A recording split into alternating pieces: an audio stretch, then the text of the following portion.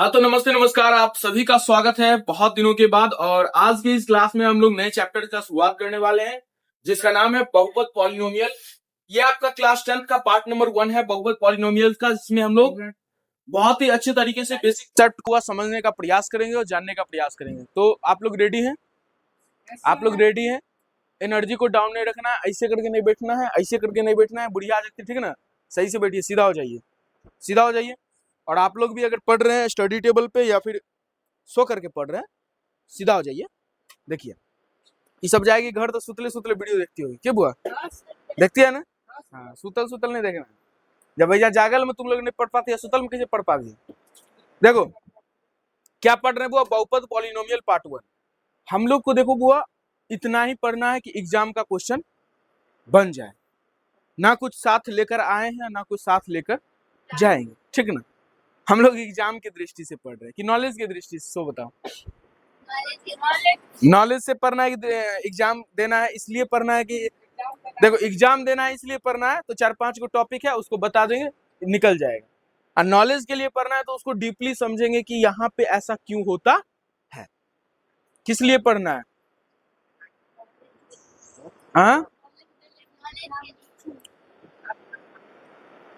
Knowledge के लिए पढ़ना है ना।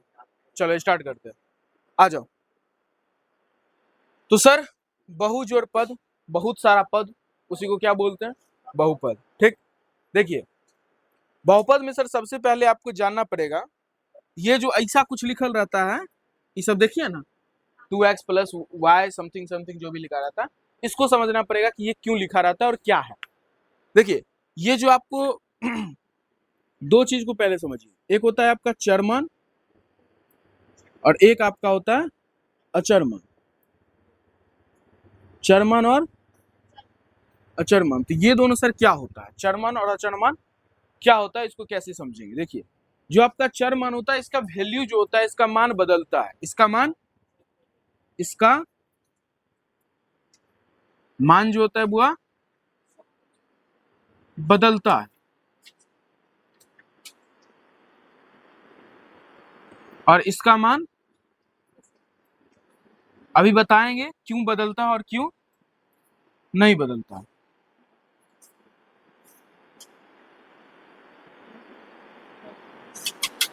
सही लिखा हुआ है ना? तो सर चरमान का मान बदलता है और अचरमान का मान नहीं बदलता है, ऐसा क्यों होता है? कोई बताइएगा, एनीबॉडी? चलिए देखिए यहाँ पे समझने का प्रयास करते हैं। जैसे देखो, अब सर पहले हमको ये बता दीजिए कि चरमान होता क्या और अचरमान होता क्या। वैल्यू बदलता है और वैल्यू नहीं बदलता, तो वैसा कोई चीज होगा ना जिसका वैल्यू बदल रहा है और जिसका वैल्यू नहीं बदल रहा, उसका कोई नाम होगा, उसका कोई काम होगा, कुछ होगा ना। तो वो है सर, देखिए चरमान जो आपका है वो कोई ना कोई लेटर्स है, क्या है? लेटर है, ठीक। और जो आपका अचरमान है वो कोई ना कोई नंबर है, क्या है? क्या है बुआ? नंबर है। मतलब ये आपका संख्या है और ये आपका क्या है बुआ? वर्ण है। वर्ण ना बोलेंगे इसका, वर्ण है। तो इसमें सर हम लोग ABCD XYZ जो भी होता है इसको देखते हैं, किसमें? चरमान में। XYZ ABCD FGH MPQ कुछ भी लिखा रहता है ना, जैसे PQ, क्वेश्चन की जगह पे PQL कुछ भी लिखा रहता है, तो उसको समझ लेना है सर चरमान है। अचरमान क्या हो जाएगा? जैसे यहाँ पे रहेगा 2 3 1 5 7 10 -10 -20 -50 100 200, तो ये आपका क्या हो जाएगा? अचरमान हो जाएगा। क्या हो जाएगा? अचरमान। तो चरमान और अचरमान समझने में किसी को कोई दिक्कत, कठिनाई, कष्ट कुछ नहीं है? गुड, समझ आ गया? क्लास खत्म कर दें? नहीं, देखो तो सर चरमान और अचरमान हम लोग दोनों चीज को अच्छे तरीके से समझ गए कि क्या होता है। कोई दिक्कत किसी को बुआ? चरमान अचरमान समझने में कोई दिक्कत? देखिए जो आपका चरमान होता है इसका मान बदलता नहीं है, सॉरी बदलता है, और जो आपका अचरमान होता है इसका मान नहीं बदलता है। जो आपका चरमान होता है वो लेटर होता है, जैसे कहीं भी आपको XYZ PQRTP मतलब कुछ भी लेटर लिखा दिखे मिले तो उसको क्या बोलेंगे? चरमान है, वेरिएबल है। और जहां पे आपको नंबर वाला कोई चीज मिले, -10 20 50 100 2 3 4 5, तो वो क्या है? अचरमान है। क्या है? अचरमान। अब सर यहाँ पे बात ये आता है कि इसका मान बदलता है और इसका मान नहीं बदलता है। यहाँ पे क्या ट्विस्ट है? कुछ ना कुछ तो बात होगा कि मान बदल रहा है, कौन मान नहीं बदल रहा है। आइए देखते हैं। जैसे देखो, यहां हम लिख दिया क्वेश्चन आपको दे दिया 5x। क्या दे दिया? क्वेश्चन आपको दे दिया 5x। क्वेश्चन क्या दिया है? 5x। तो सर हम x के जगह पे m लिख सकते हैं। x की जगह m लिख सकते हैं। जो x का वैल्यू आएगा वही m का वैल्यू आएगा। बात को गहराई में समझिए। हम x की जगह पे m को लिख सकते हैं, मतलब सर चर मान का इसका मान बदलता है, इसका मान आप बदल सकते हैं। m की जगह मन है सर p लिख दीजिए, p की जगह मन है q लिख दीजिए। अरे जो q का वैल्यू आएगा वही x का वैल्यू होगा, वही m का वैल्यू होगा, वही ना p का वैल्यू होगा, सबका तो वही वैल्यू होगा। तो आप इसका मान को बदल करके भी लिख सकते हैं। लेकिन क्या आप नंबर को बदल सकते हैं? 5 की जगह 6 कर दीजिएगा, 6 की जगह 7 कर दीजिएगा अपना मन से? वो तो नहीं कर सकते हैं। मतलब सर अचर मान का मान नहीं बदलता। अब बदलता है और नहीं बदलता है क्लियर हो गया, क्यों बदलता है और क्यों नहीं बदलता है सबको अच्छा से? गुड। तो सर चरमान और अचरमान समझने में किसी को कोई दिक्कत नहीं है? किसी बच्चा को कोई दिक्कत है? चरमान और अचरमान, वेरिएबल और कांस्टेंट। और एक चीज याद रखना, अचरमान को ही वो नियत पद या नियत मान भी बोलते हैं। क्या बोलते हैं? नियत मान बोलते हैं, ठीक ना? चलिए इसको मिटा दें, पढ़ा देंगे। जाइएगा 2027 का ऑब्जेक्टिव वाला खोलिएगा, धारा धारा, हाँ जो भी, हाँ कलम चलता किताबवा के पेज पे ना किताबवा के किताबे में ना ऑब्जेक्टिव लगाएगा। क्या हुआ? देखो अब सर जो हम छोटा टॉपिक था, जो क्वेश्चन के अंदर देखते थे हम लोग एक्स वाई जेड, इसको समझ गए कि होता क्या है। अब समझेंगे कि सर जो हम पढ़ रहे हैं पॉलिनोमियल्स, बहुपद, ये क्या होता है, बहुपद क्या होता है, क्या समझेंगे? बहुपद क्या होता है? अरे कुछ लिख देंगे इधर, राम बहुपद हो गया, कौआ बहुपद हो गया। कुछ ना कुछ तो ऐसा चीज होगा जिसको देख करके पता चलेगा कि ये बहुपद है। देवनंद लिख देंगे तो बहुपद हो जाएगा। अरे बाप रे बाप, दोनों का दिमाग देखो कितना कनेक्शन है। मतलब एक के दिन में इतना चलने लगा, एकदम साथ साथ। चलिए देखिए, तो सर कुछ भी लिख देंगे तो वो बहुपद नहीं होगा, उसके अंदर कुछ ना कुछ ट्विस्ट है। देखिए बोला कि चरमान और अचरमान, अचर मान के बीजीय व्यंजक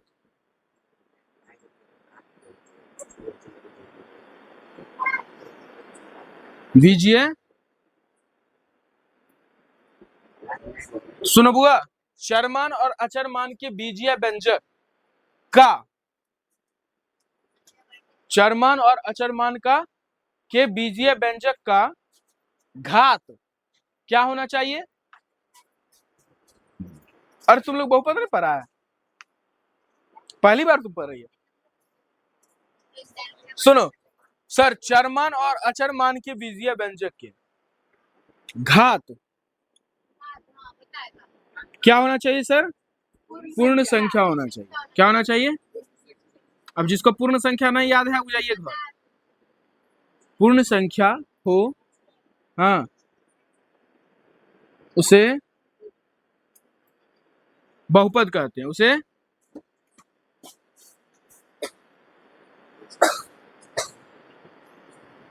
बहुपद कहते।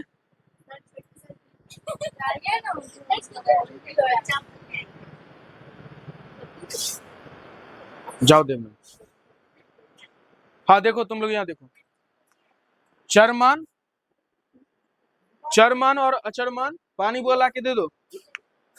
चरमान और अचरमान की बीजीय व्यंजक के घात जो होना चाहिए, घात क्या होना चाहिए बुआ? पूर्ण संख्या, पूर्ण संख्या होना चाहिए। अब पूर्ण संख्या सर क्या होता है बताइए? में जीरो को शामिल कर देने।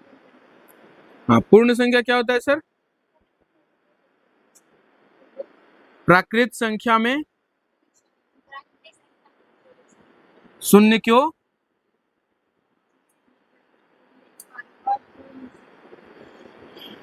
शामिल कर देने पे वह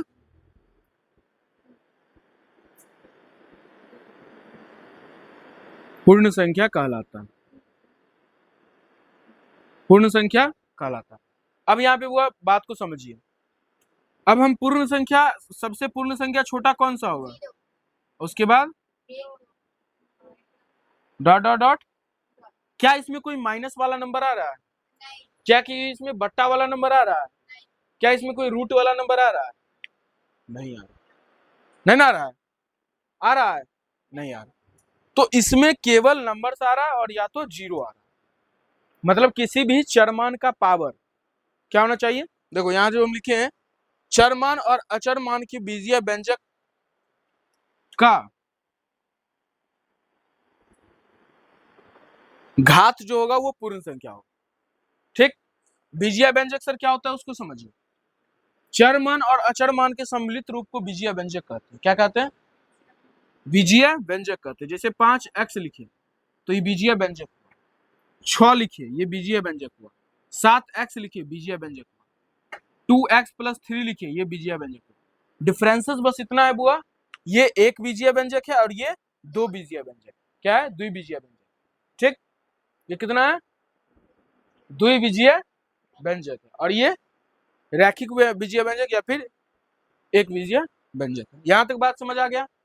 मतलब सर अब ये बात समझ आ गया कि बीजीय व्यंजक का मतलब हुआ x लिख दीजिए, 2x लिख दीजिए, 3x लिख दीजिए, 5 लिख दीजिए, 6x + 2 लिख दीजिए। ये आपका क्या हो गया? बीजीय व्यंजक हो गया। अब क्वेश्चन बस यहीं पे बोला, बहुपद यही बोला कि बीजीय व्यंजक का जो घात होगा वो पूर्ण संख्या होना चाहिए। क्या होना चाहिए? पूर्ण संख्या होना चाहिए। मतलब सर अब आपको चेक करना है कि कौन बहुपद है और कौन बहुपद नहीं। अब क्वेश्चन लिखिए। पहला क्वेश्चन आपके कंप्यूटर स्क्रीन पे बुआ, पहला क्वेश्चन आपके कंप्यूटर स्क्रीन पे आ गया है। आपको बताना है बहुपद है या नहीं है। बहुपद है या नहीं है? नहीं है। क्यों नहीं है बाबू? अब खड़ा हो जाइए। यहाँ पे हम द्विघात समीकरण नहीं पढ़ रहे हैं जो बोलिएगा सर जी पावर 3 है तो नहीं होगा। बहुपद पढ़ रहे हैं। बहुपद होगा हाँ या नहीं? होगा। अब देखिए इसको चेक करने का मात्र एक रूल, छोड़ दीजिए सब कुछ को, त्याग दीजिए, बस एक चीज को देखना है। वो क्या है सर? घात को देखना है। और घात लिया, हम घात नहीं चेक करना, ऊपर ला करके सब कुछ को घात चेक करना है। देखिए ई भी ऊपर में, ई भी ऊपर में, उधर तो है ही। ठीक ना? इसका घात कितना है सर? इसका घात कितना है? क्या ऐसा लग रहा है कि 3 और 2 पूर्ण संख्या है कि नहीं है? सिंपल बताओ। पूर्ण संख्या है, बहुपद होगा, बहुपद होगा। तो पहला सर सही हो गया। समझ आया? चल क्या हुआ? समझ रहे हैं? अभी हम चेक कर रहे हैं कि बहुपद होगा कि नहीं होगा। हम बहुपद का परिभाषा जाने। चरमान और अचरमान के बीजीय व्यंजक। बीजीय व्यंजक मतलब वो होता है जैसे हम लिख दिए 2x, 3x, 2x + 5, ये सब क्या हो गया? बीजीय व्यंजक हो गया। तो इसका घात देखना है। बीजीय व्यंजक का घात क्या होना चाहिए? पूर्ण संख्या होना चाहिए, तभी बोलेंगे कि वो बहुपद है, अन्यथा बहुपद नहीं है। तो ई जो हम लिखे ई भी तो बीजीय व्यंजक है, लेकिन त्रिबीजीय व्यंजक है। तो इसमें आपको देखना है घात। तो घात एगो सर यहाँ है, एगो घात है ना, दुगो घात है ना। अब आपको ये दोनों घातों को देखना है कि ये पूर्ण संख्या है कि नहीं है। सिंपल चेक करने का तरीका हम लोग को बच्चा में पढ़ाया गया, जहां पर रूट रहता हो ना होता हो, जहां बट्टा रहता हो ना होता। भाई डायरेक्ट मूल उसका जो जड़ है वो धरो ना तुम, के जड़ तो यही ना कि सिंपल देखना है पूर्ण संख्या है कि नहीं। सही बात? हाँ देखो उसमें फंस जाएगा, लेकिन इसमें नहीं ना फंसेगा। इसमें डायरेक्ट पूरा हल कीजिए, चरमान का घात देखिए, पूर्ण संख्या है तो बहुपद होगा, नहीं तो नहीं होगा। अब बताइए यहाँ पे x पर पावर घात कितना है? x पर पावर घात कितना है? बहुपद है कि नहीं? ये 3 और 2 जो है वो पूर्ण संख्या है कि नहीं? नहीं ना है? है। तो ये क्या हो जाएगा? बहुपद होगा। समझ आया? गुड। दूसरा क्वेश्चन दे दिए सर, 2√x + 3। हाथ खड़ा कीजिए कि बहुपद है। ऊपर नहीं। बहुपद, अच्छा हाथ खड़ा कीजिए बहुपद नहीं है। कौन कौन हाथ खड़ा कीजिएगा बहुपद नहीं है? सब? तुम रे किया हुआ है? ऐसे करना है, वो नहीं कीजिए सबसे बच के ऐसे कर लिए फिर नहीं आता है, मंचन नहीं ना किया था। आई ना हम फूंद देखो बुआ, किसी भी संख्या पे रूट रहे, किसी भी संख्या पे रूट रहे, इसका मान होता है 2 पर पावर 1/2, x पर पावर 1/2, 3 पर पावर 1/2। मतलब रूट हटेगा तो पावर उसका आधा हो जाएगा। मतलब रूट का मतलब ही पावर क्या होता है? आधा। रूट का मतलब पावर आधा। घर से बाहर आदमी रहता है तो फुल पावर में रहता है, चाहे घर आया बाबू माई देखा तो पावर आधा होता है ना। हाँ, तो घर से बाहर इस सब को पावर था बहुत तेज, फुल पावर था। जैसे 2 पावर क्या रहता है? कुछ नहीं रहता है, तो पूरा पावर 1 रहता है उसका। और चाहे घड़बा के अंदर घुसा, पावर क्या हो गया? आधा हो गया। क्या हो गया? आधा। तो ये बात याद रखना। तो रूट के अंदर कुछ रहता है तो पावर आधा। तो सर यहाँ पे बताइए 2√x है, क्या है? तो इसका मतलब क्या है? 2x पर पावर 1/, क्या ये 1/2 पूर्ण संख्या है? क्या ये 1/2 पूर्ण संख्या है? नहीं है। इसका मतलब क्या सर? अगर पूर्ण संख्या नहीं है तो बहुपद नहीं होगा। बहुपद, बहुपद होगा या नहीं होगा? नहीं होगा। आइए तीसरा नंबर क्वेश्चन। तो सर यहाँ पे क्या हो जाएगा? देते हैं क्वेश्चन, 3x पर पावर 3/2 प्लस 3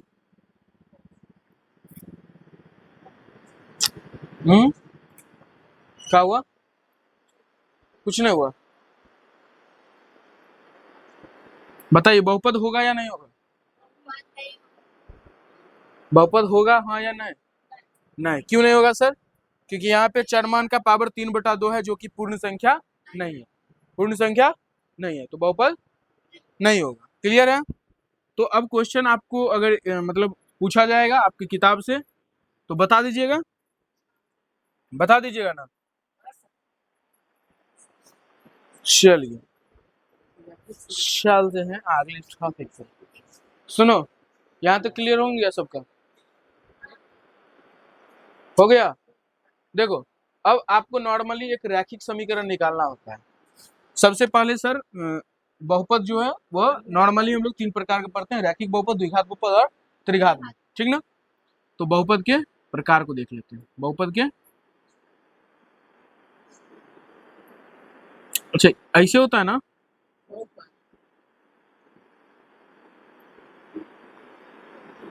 पहला सर क्या होता है?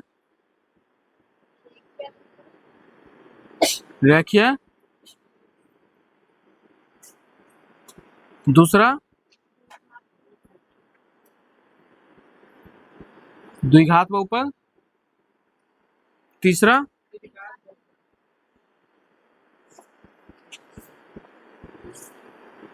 इसका सब कुछ अभी इसी में देख लेंगे। देखो, रैखिक बहुपद, द्विघात बहुपद और त्रिघात बहुपद। क्वेश्चन में ही आंसर है। रैखिक का मतलब घात 1, घात 1। द्विघात का मतलब घात 2। त्रिघात का मतलब घात 3। बात समझ आ गया पूजा? ए शिल्पा, बात समझ आया? हाँ।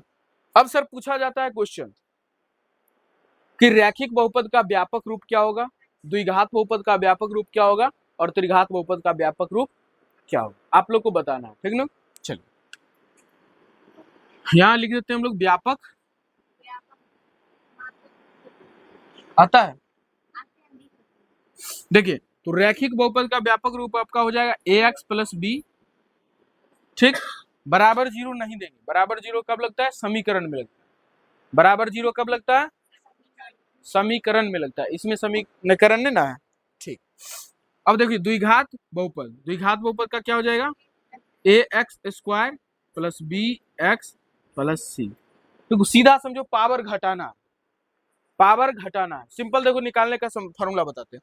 त्रिघात बहुपद है ना, त्रिघात बहुपद, तो कहीं ना कहीं पहला सर x पर पावर 3 आएगा, फिर x पर पावर 2 आएगा, फिर x पर पावर कुछ नहीं आएगा, और एक बार फिर x पर पावर 0 आएगा, तो पावर 0 तक लेके जाना। अब सर यहाँ पे लगा देना a b c d, हो गया ax³ + bx² + cx + d, हो गया। बस पावर को क्या कर रहे हैं, घटा रहे हैं, और ABCD लिख रहे हैं। ABCD तो सबको आता होगा ना, और पावर घटाने सबको आ रहा है, ठीक है। चलिए, तो सर रैखिक बहुपद, द्विघात बहुपद और त्रिघात बहुपद में किसी को दिक्कत, किसी बच्चा को कोई दिक्कत नहीं ना, नहीं ना है, गुड। अब सर क्वेश्चन अगर ऐसा आपको पूछे रैखिक बहुपद से कि x + 5 = 0, तो x का मान क्या होगा, x का मान क्या होगा, ये 5 प्लस में उधर जाएगा तो चलो x + 7 = 0, x का मान क्या होगा, x + 6 = 0। मतलब सर रैखिक समीकरण से कोई भी क्वेश्चन पूछेगा तो बन जाएगा, बन जाएगा, कोई दिक्कत किसी को, नो दिक्कत, गुड।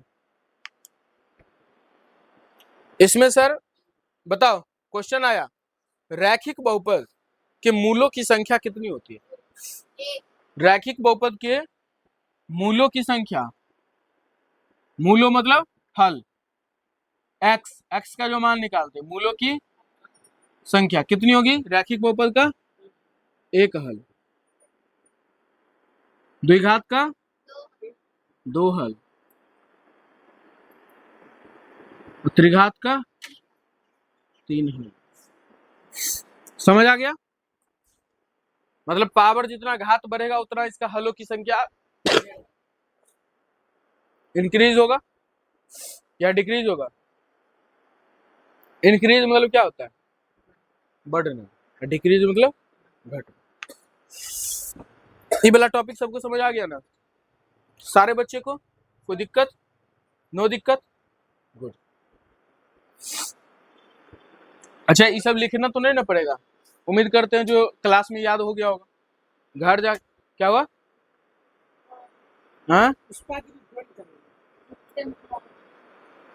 वीडियो रिकॉर्डिंग सिर्फ ऑन होना चाहिए, उसके बाद हम नहीं जानते क्या हुआ नहीं हुआ।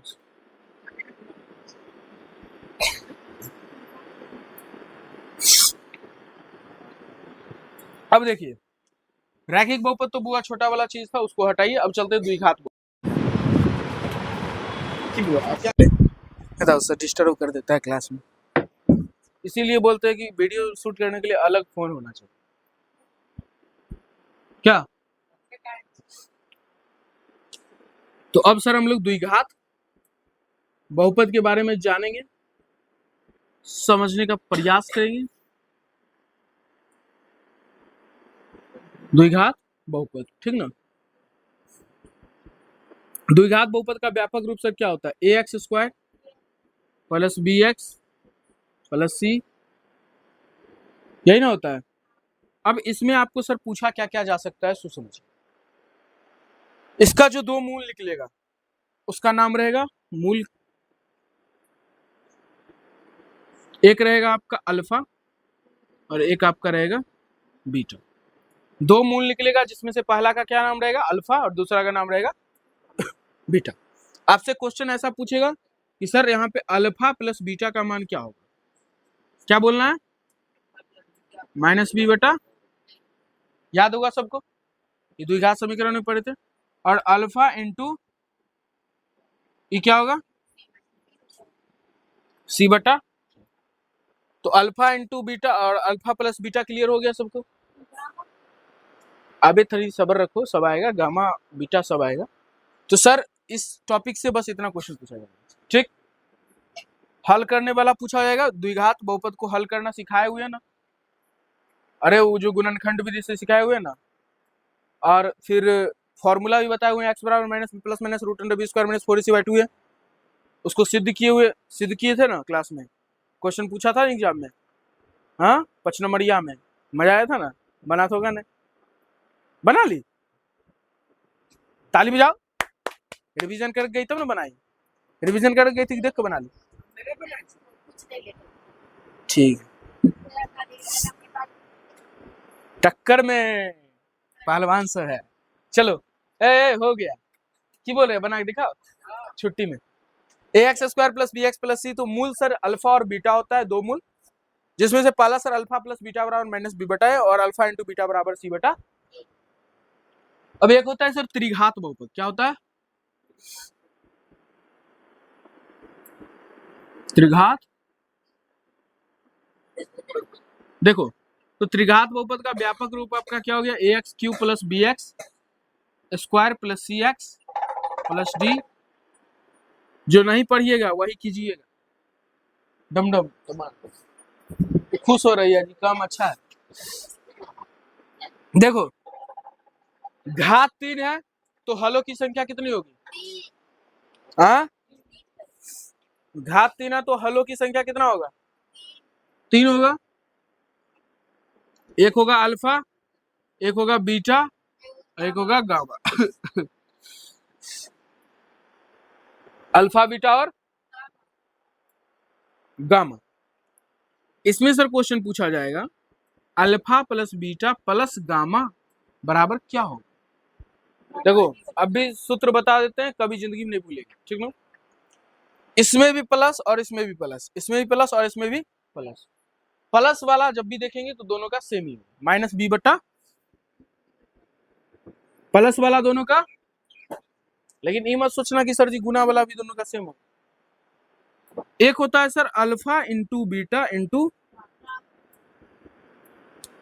तो बस यहीं पे ट्विस्ट, ईबी इंटू वाला ईबी इंटू वाला। बच्चा सोचता है सी बटा है वहां होगा, तो मतलब यहाँ भी सी बटा ए ही होगा। यहाँ पे होगा माइनस डी बटा ए, क्या होगा माइनस डी बटा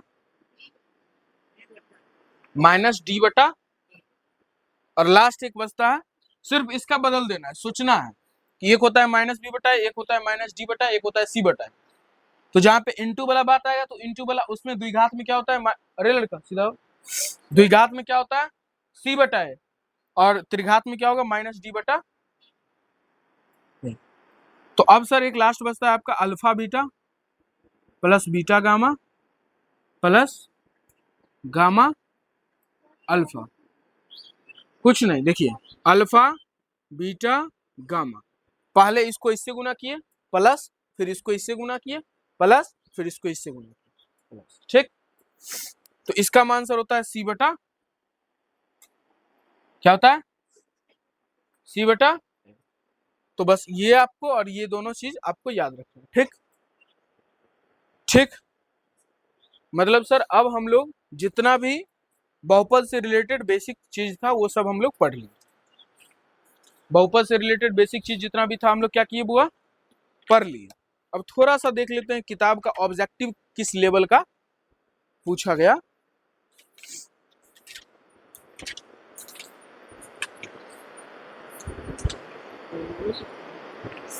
बहुपद कितना चैप्टर है बुआ, तीसरा, हाँ दूसरा,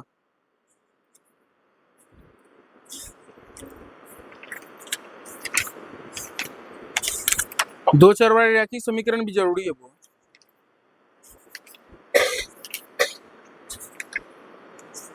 देखो हम क्वेश्चन पढ़ते हैं, तुम लोग आंसर बताना है, मतलब ये बोलना है सिर्फ कि जो सही है सही और गलत है गलत, मतलब कि बनेगा कि नहीं बनेगा सो सिर्फ बताना है, ठीक ना। और जो नहीं बनेगा वो हम बताएंगे, ठीक ना। देखो जब भी ये पूछा जाएगा कि बहुपद का शून्यक दिया गया है, बहुपद का शून्यक पता हो, शून्यक दिया है, तो द्विघात बहुपद अगर निकालना है, ये उसमें ही बताए हुए हैं द्विघात समीकरण में भी, ठीक ना। द्विघात बहुपद अगर निकालना है तो क्या लगेगा formula, x square minus alpha plus beta into x plus alpha into beta. Clear है। अगर त्रिघात बहुपद बोलेगा, क्या बोली बुआ, हाँ त्रिघात बहुपद अगर बोलेगा तब क्या करेंगे, x Q minus alpha plus beta plus gamma into x square plus alpha beta plus beta gamma plus gamma alpha, इसको पूरा ब्रैकेट में बंद, फिर x और फिर minus alpha into beta into alpha into beta into gamma, ये हो जाएगा। ठीक है ना। मतलब अगर 3 को शून्य का आपको दिया रहेगा तो सबसे पहले आप अल्फा प्लस, देखो कितना 5वें नंबर में पूछ सकता है, 2 नंबर में पूछ सकता है। 3 को शून्य दे दिया, 2 3 4, क्या दे दिया 2 3 4। अब आपको बोलेगा इससे त्रिघात बहुपद निकालिए। क्या करेंगे, सिंपल, आपको अल्फा बीटा गामा दिया गया, आप पहले निकालिएगा alpha plus beta plus gamma, फिर alpha beta plus beta gamma plus gamma.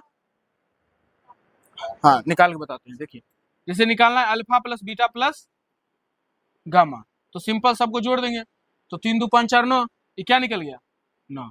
अब दूसरा निकालिएगा alpha beta plus beta gamma plus gamma alpha, ये क्या निकलेगा, देखो अल्फा को बीटा से गुना कीजिए, 3 दूना 6, फिर बीटा को गामा से 4 तिया 12, और फिर गामा को अल्फा से 4 दूना 8, सबको क्या कीजिए जोड़ दीजिए, कितना आएगा 26। अब लास्ट क्या है अल्फा बीटा इंटू गामा, तीनों को गुना कर दीजिए, 3 दूना 6 को 24, तीनों पता चल गया। हाँ तो इसका फॉर्मूला बन गया sir x Q minus alpha plus beta plus gamma का मान कितना आया 9, तो यहाँ लिखना है 9x² प्लस इसका मान कितना आया, इतना को मान 26, तो 26 यहाँ x है तो x देंगे minus alpha into beta into 24। तो देखिए यही आपको बोला था क्या निकालना, त्रिघात बहुपद निकालने की, त्रिघात बहुपद क्या होगा। समझ आया सबको। मतलब ये दोनों फॉर्मूला बेसिकली याद रखना है, इंपॉर्टेंट है, और ये याद रखना है, ये याद रखना इंपॉर्टेंट है। क्लियर है। चलो माइनस बी माइनस बी बटा सी आंसर हो जाएगा, क्या हो जाएगा माइनस बी बटा सी, डायरेक्ट इसका फॉर्मूला है 1 बटा अल्फा प्लस 1 बटा बीटा का डायरेक्ट फॉर्मूला क्या हो गया माइनस बी बटा सी। कैसे हो गया आइए देखते हैं। देखिए क्या क्वेश्चन पूछा है 1 बटा अल्फा, यहाँ देखो सब बोर्ड पे 1 बटा बीटा, नीचे कॉमन आएगा अल्फा इंटू बीटा, ऊपर जाएगा alpha plus beta minus B बटा A, alpha into beta C बटा ए से ए बाबू गौर माइनस बी बटा सी, यही चीज ने बताए थे माइनस बी बटा सी। मतलब सर ऐसा क्वेश्चन आएगा डायरेक्ट फॉर्मूला क्या बताना माइनस बी बटा सी, फॉर्मूला डालना है अप्लाई करना है और आंसर आ जाएगा। क्लियर है। अगला क्वेश्चन पूछा है एक द्विघात बहुपद ज्ञात करें जिनके शून्यकों का योगफल √2 है और गुणनफल 1/3 है, बन जाएगा। ए तुमसे बनेगा बनेगा, देख बोल रहे क्वेश्चन समझिए। एक द्विघात बहुपद निकालना है जिसका योगफल शून्यकों का योगफल √2 है और गुणनफल 1/3 है, मतलब यहाँ पे √2 है यहाँ पे 1/3। आंसर याद लेते हैं। हाँ जब बट्टा में 3 आ जाएगा तो ऊपर सब में 3 से गुना कर दीजिए, अपने कट जाएगा। आओ देखो वीडियो आने हैं। हाँ पी के किस मान के लिए द्विघात बहु इतना के मूल समान होंगे, मूल समान होंगे क्यों होंगे, जब डी का मान 0 के बराबर होगा। उसके बाद शून्य ज्ञात कीजिए इतना के गुणनखंड विधि से ज्ञात कीजिए अल्फा बीटा। देखो क्वेश्चन पूछा alpha plus beta minus alpha into beta, बन जाएगा। पहले अल्फा प्लस बीटा लिख देना है माइनस अल्फा इंटू बीटा लिख देना है, घटा देना आंसर। शून्य ज्ञात कीजिए इतना, एक द्विघात बहुपद ज्ञात कीजिए जिसके शून्य कितना इतना है, 1 बटा अल्फा प्लस 1 बटा बीटा निकालना है। त्रिघात बहुपद ज्ञात करें जिनके शून्य, भैया देखो क्वेश्चन पूछ दिया, जो क्वेश्चन अभी दिए थे पूछ दिया 2 नंबर में। एक त्रिघात बहुपद ज्ञात कीजिए जिनके शून्य 3 -1 -2 है, बन जाएगा ना। यही क्वेश्चन बताए थे हम, यहाँ पे लिए थे क्या 2 3 4 और यहाँ पे क्या लिया है बुआ 3 -1 -2। बताओ एक चीज बताओ, अरे कोई बाबा है जो आधा घंटा क्लास में पूछा गया सारा क्वेश्चन लड़वा दे।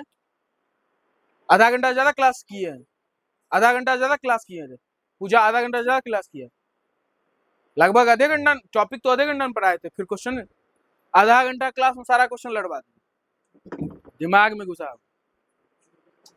अब आओ फिर से वस्तुनिष्ठ प्रश्न। पहला क्वेश्चन है 1 बटा अल्फा प्लस 1 बटा बीटा बोला निकालने, निकल जाएगा।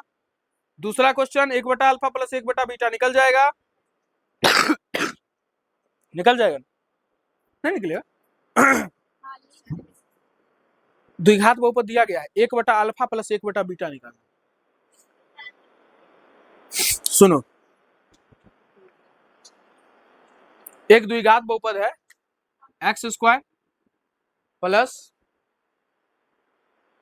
2x plus 3। ए का मान कितना है 1, बी का मान कितना है 2, सी का मान कितना है 3। बोला गया 1/अल्फा प्लस 1/, डायरेक्ट फॉर्मूला बताएं क्या होगा, माइनस बी बटा सी। माइनस बी का मान कितना है 2 और सी का मान कितना है 1, तो माइनस 2 आंसर। ये डायरेक्ट बुझने नहीं आया, कहां से आया, तो इसको तोड़िए, देखिए समझ किस किस को आ गया वो हाथ खड़ा करो। तोरा नहीं आ रहा तो हाथ का खड़ा, कौन 3,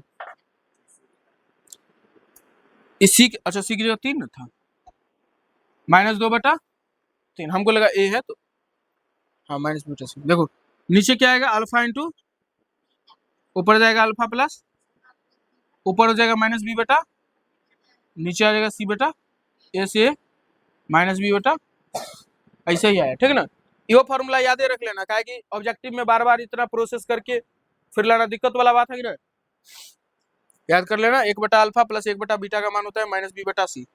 क्या होता है, जिस जिसको जो टॉपिक में दिक्कत होगा वो खुद अपना लिखिएगा, अपना नोट्स बनाइए। तो अब आप लोग का काम इतना ही रहेगा, बहुपद का जितना भी क्वेश्चन है उसको बना के लाइएगा। आप लोग से मिलते हैं नेक्स्ट वीडियो में, तब तक के